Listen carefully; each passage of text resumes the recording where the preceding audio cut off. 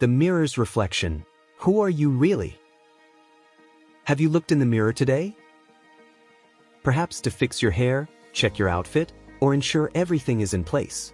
And what did you see? Something you liked, or something that made you think, I need to change this? Maybe a diet could help, or some exercise. Perhaps even plastic surgery crossed your mind.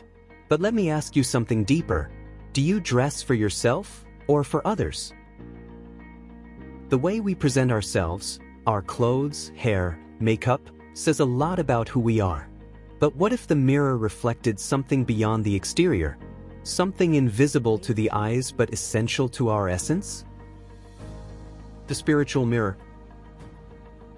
There's a song by Anderson Frary that says, "You are a mirror that reflects the image of the Lord." Have you ever thought about the responsibility in that statement? To reflect the image of God. The Bible reinforces this idea, but we all, with unveiled face, beholding as in a mirror the glory of the Lord, are being transformed into the same image from glory to glory, just as by the Spirit of the Lord, 2 Corinthians 3 verse 18. If we are called to reflect God's glory, how is that possible when no one can see Him? God's reflection in us isn't physical. It manifests in our spirit, in qualities like kindness, love, compassion, patience, joy, and peace. So, I ask, on a scale from 0 to 10, how much do you resemble God? A world of cracked mirrors. As we reflect on this, we can't ignore the state of the world around us. A recent study revealed that 20% of young people globally engage in self-harm. Many of these teens face rejection crises and do this to belong to a group. We also see behaviors that distort human character. From pornography to the deep web, from sexual perversions to the destruction of families. This leads us to a crucial question. Who do these people resemble? God or the devil? Let's pause here for a moment. Imagine a teenager sitting alone in their room, tears streaming down their face. They're holding a blade, feeling invisible to the world and desperate for connection. Their reflection in the mirror is not just physical but a manifestation of their inner pain. Can they see their worth? Do they know they are loved? In that moment, their mirror is cracked, both literally and metaphorically. The legacy of a father. Typically, children reflect their parents. My son Kevin, for instance, after his honeymoon, cooked a meal for his wife, Joanna. He learned this from me.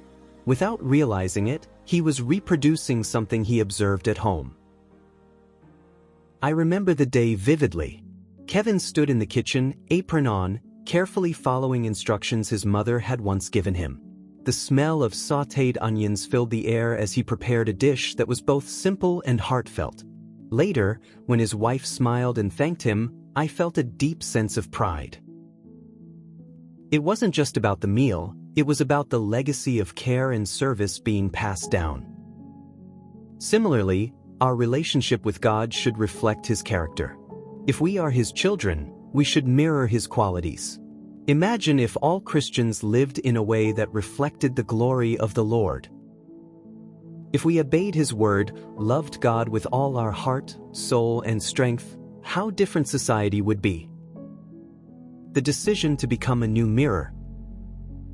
Perhaps you feel like a dirty or cracked mirror. But let me remind you, you are precious. There's a value in you that God recognizes. He sees your potential and invites you to reflect His glory. But that decision is yours.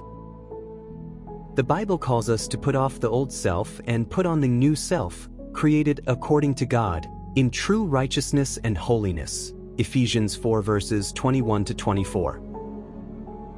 Let me share another story. There was a man named Daniel who had lived a life far from God. His mirror was filthy, covered in layers of guilt and shame. One day, he walked into a church, hesitant and unsure. The pastor spoke about grace and renewal, and for the first time, Daniel felt seen. He decided to clean his mirror, to allow God's light to shine through. Today, Daniel's life reflects a beauty that inspires everyone around him. Just as a mirror needs cleaning to reflect clearly, our spiritual lives need nourishment from God's word and prayer. Without this, we're vulnerable to the flesh's impulses. But when we surrender to God's rule, we're transformed from glory to glory. The final invitation. What about starting today?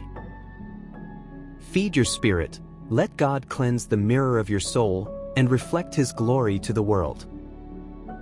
As Paul said, imitate me, just as I also imitate Christ.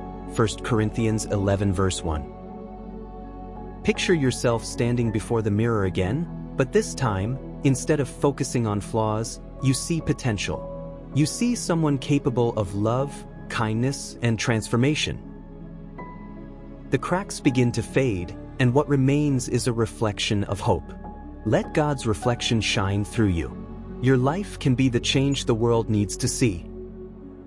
So, what do you see in the mirror now? May you experience God's blessings on this day.